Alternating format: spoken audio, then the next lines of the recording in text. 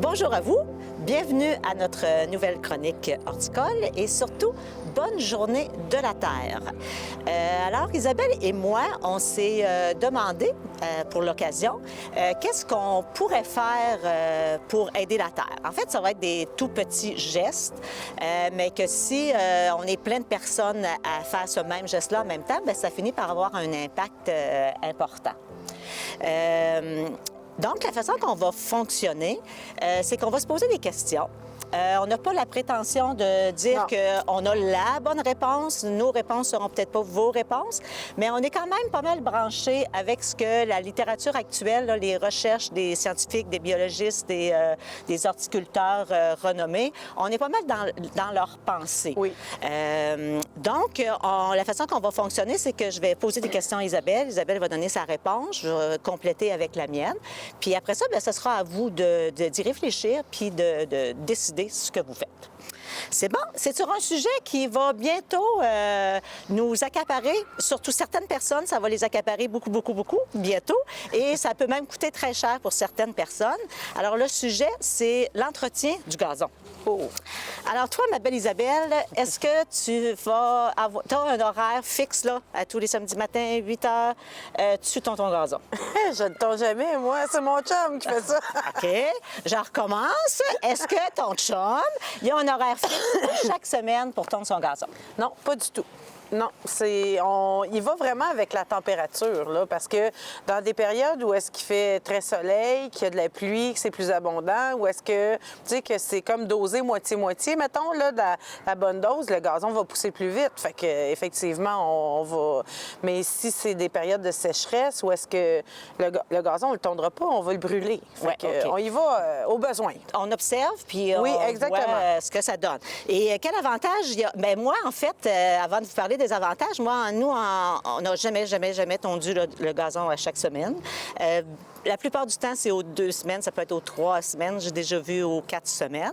Alors, comme toi, on observe et on aime bien le garder assez long, notre gazon, parce qu'il y a quand même beaucoup d'avantages à le garder long. Effectivement. Toi, tu me parlais l'autre jour d'humidité, hein, de conserver le plus, ça conserve le plus possible ton gazon est l'humidité. long, bien, ça conserve ton humidité. Fait que quand tu arrives dans une période de sécheresse, ça l'aide énormément. Effectivement. Parce que la sécheresse, on ne peut pas aller contre ça. Là.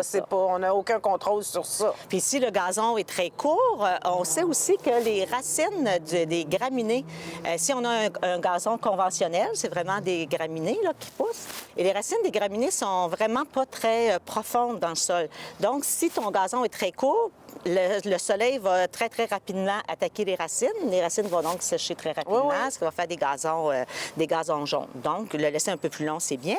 Il y a aussi pour les scarabées. Oui, les fameux scarabées qui sont si beaux, mais qu'on n'aime pas tant. Non, pas moi, vraiment. j'aime beaucoup les insectes aussi, Isabelle, mais le scarabée, on ne l'aime pas beaucoup. On s'en passerait. Et on sait que le scarabée va pondre ses œufs, justement, dans le sol.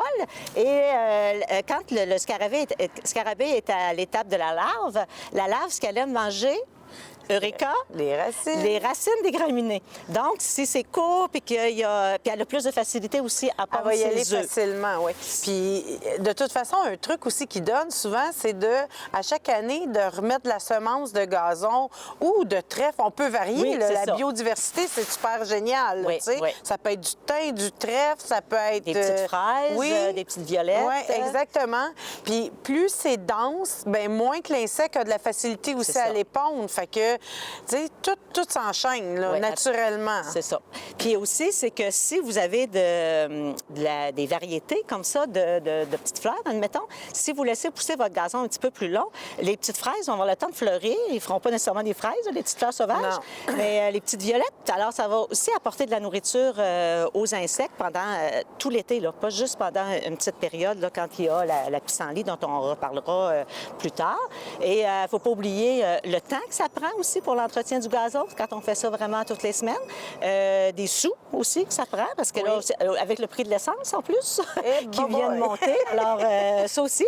Donc, il y a plein d'avantages à laisser pousser le gazon. Puis là, quand on parle de pousser, là, on ne parle pas de pousser, d'essayer de faire champ fleuri, là. À la municipalité, on va vous avertir si votre gazon est trop long à partir de 45 cm. C'est long en bibite, 45 cm. Oui, parce que regarde, moi, je pourrais vous montrer. On l'a ici, ça donne, le 45 cm. Puis 45 cm, c'est ça ici.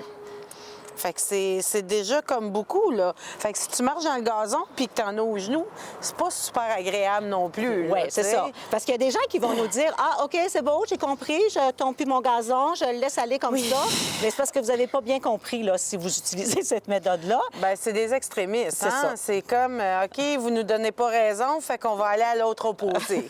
Puis, en fait, un pré-fleuri, parce qu'il y a des gens qui vont penser que c'est ça, le pré-fleuri, mais le pré-fleuri, c'est pas ça du tout, là. Non. Ça demande quand même beaucoup de travail, puis ça demande une autre sorte de gestion, là.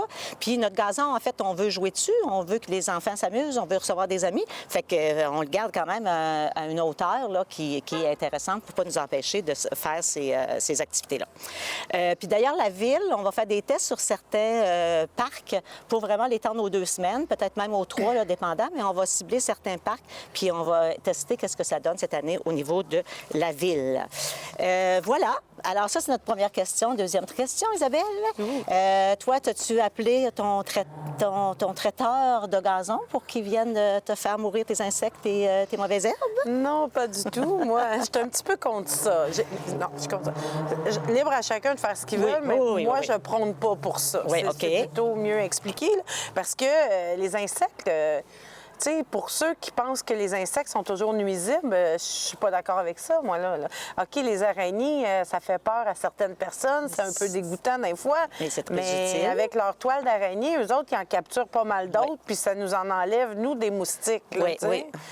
Les fourmis aussi, là, ils ont leur utilité. Tous les insectes ont leur utilité. Fait que je pense qu'il faut faire attention parce que... Regardez ici, là, j'ai pris une annonce, OK? J'ai pas... On parle pas d'aucune compagnie, on parle juste du principe, OK? Le traitement de pelouse à gazon, le traitement contre les insectes et le service à la carte. Mais le traitement contre les insectes, si on va zoomer, là, c'est ça ici. Fait que Gaétane, toi, les perce-oreilles, les fourmis et les araignées.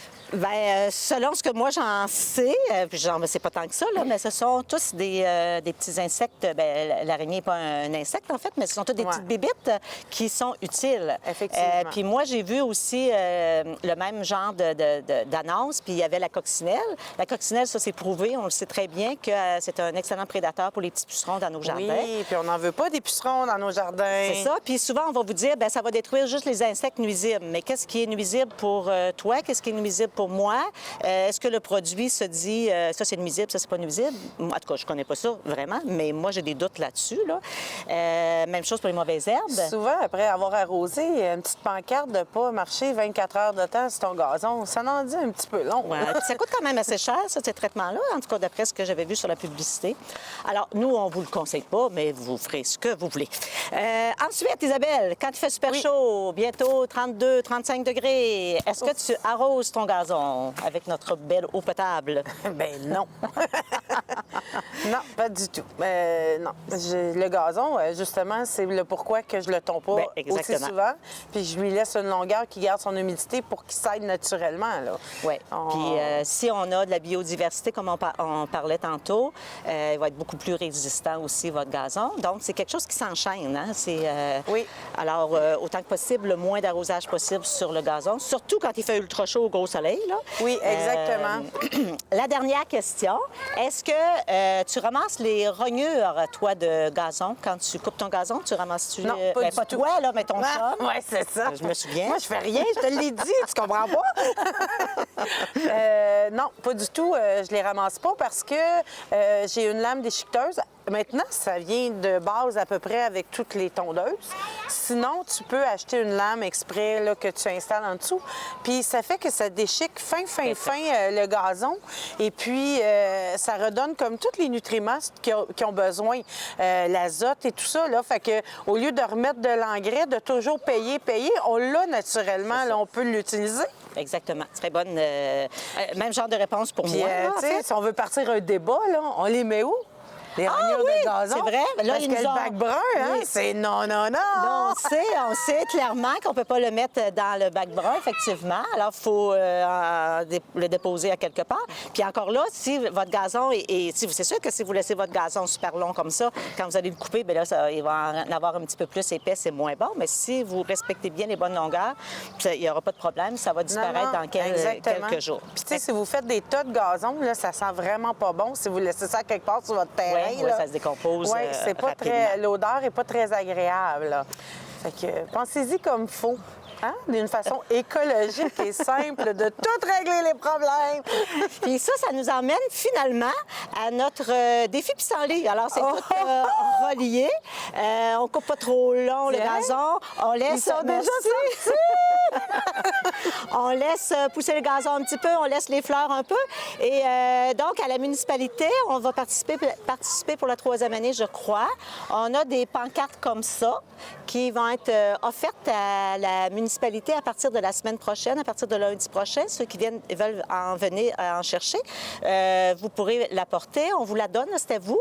Donc, quand ça sera terminé, vous la rangez, vous le réutiliserez. Si jamais vous n'avez plus envie, ça ne vous tente pas, c'est bien correct, ramenez-la à l'hôtel de ville quand même. On pourra les donner à d'autres personnes. Puis on pourrait préciser aussi, hein, parce qu'il y en a qui éternisent ça puis qui deviennent comme capotés avec l'histoire du pissenlit. Là, oui. Mais la saison ici, dans notre région, ça dure quoi? 2 semaines? 2 semaines. 3 semaines, gros top? Je dirais 2 Mais semaines. je dirais qu'un 2 semaines. Parce qu'un coup que ton bouton est plus en fleurs, là, il ne sert plus à rien pour les insectes. C'est ça. Fait qu'on peut tondre. Là. Oui. Faut vraiment... Puis tu sais, c'est comme une bourrée, là, parce que c'est la première fleur qui sort. Là. Oui. Mais après ça, c'est ça, on tombe, puis c'est fini le défi pissenlit. C'est ça. Quand on a souvent entendu parler d'un mois, mais en fait, c'est parce que le défi est parti du coin de Québec. C'est 2 apiculteurs qui ont décidé de faire ça, eux autres, et de lancer l'idée. C'est devenu très, très populaire. Puis bien, à Québec, on a quand même comme 2 semaines là, de différence avec nous autres ici à Saint-Jean-Baptiste. Donc, ça se peut qu'eux, ils vont couper le gazon à la fin de mai. Mais nous, rendus à la mi-mai, là, le gazon, on peut le couper. Les pissenlits vont, je suis pas mal sûre, être terminés. Puis il faut surtout pas les laisser aller quand c'est en fleurs, là, des petites aigrettes, parce que ça aussi, là, les personnes qui sont allergiques, c'est pas bon pour eux autres. Alors, on veut pas faire quelque chose de bien puis nuire à d'autres personnes. Non, mais il y a moyen de faire ça dans les bons temps puis que ça nuit pas à personne puis ça aide nos insectes. Fait que donc, voilà pour le défi pissenlit. Juste ajouter, oui? ça nous met un petit peu de vie puis un peu de couleur. Oui, là. oui. On sort d'une saison plate un peu, là, qu'il n'y a plus rien, que c'est drabe, là. Fait que le jaune, ça ramène la vie un petit peu. Puis si on l'observe, elle est belle, puis elle sent bon. Hein? Bon. Alors voilà, c'était ça aujourd'hui. Alors, bonne réflexion. Mais avant de vous quitter, Isabelle, tu as un conseil. Non, mais on va juste... Oui, j'ai un conseil. Puis moi, j'ai des excuses à faire. Oui, OK, bon, y va. Bon. Alors, ton conseil? Le conseil, vous vous rappelez qu'on avait parlé des bulbes, comment les entretenir, comment les... Là, si vous les avez encore, vos boîtes, il commencerait à être temps de penser. Si vous voulez les mettre en pot cette année, ça serait le temps de les partir à la maison, là, vraiment plus que le temps. Parce que moi, j'ai ouvert des boîtes, puis j'ai des germes là, très longs de canna déjà de pousser. Mais pour ce qui est pour mettre en terre, on peut attendre peut-être encore à partir de la semaine prochaine, je dirais que ça devrait être assez chaud qu'on puisse les mettre en terre, qu'il n'y aura plus de gros gel là, qui va leur nuire. OK, c'est bon. Fait que ça, c'était ton conseil. Mon conseil. Et mon excuse, c'est pour ceux qui ont cherché la 2e partie de notre chronique sur les semis, puis qui ne l'ont pas trouvé, bien, c'est tout à fait normal, parce qu'on a eu des problèmes techniques, donc on n'a pas pu la présenter. On se reprendra l'année prochaine au moment des semis, mais on vous fait confiance, vous avez probablement réussi quand même vos semis malgré nos petits conseils. C'est certain. Donc, on vous laisse là-dessus. Non, on fait mais juste avant... Ah oui! J'ai oublié. La prochaine chronique, ça va se porter sur les maisons, les hôtels à insectes. Fait qu'on vous montre vite les choses. Puis, moi, ce que je vous conseille, là, je sais pas si on le voit bien à l'écran, oups, mais vous pouvez commencer à vous ramasser des trucs, là. Il y a de la paille, des petits bouts de bambou, des branchailles, des roches, ça peut être des cocottes. Moi, chez moi, j'ai des marronniers, fait que j'ai plein de beaux petits marrons. Commencez à ramasser ça, vous allez en avoir besoin pour finaliser avec nous la prochaine chronique. Et puis, donc, on va vous parler de ça. Ça a encore un lien avec ce qu'on vous a dit aujourd'hui. Donc, les bébites, les insectes. Et puis, on va probablement tourner dans un nouvel endroit, plus animé la prochaine fois. Donc, voilà, on vous laisse là-dessus. Bonne réflexion, bonne journée de la Terre et à bientôt. Prenez soin de vous. Bye-bye.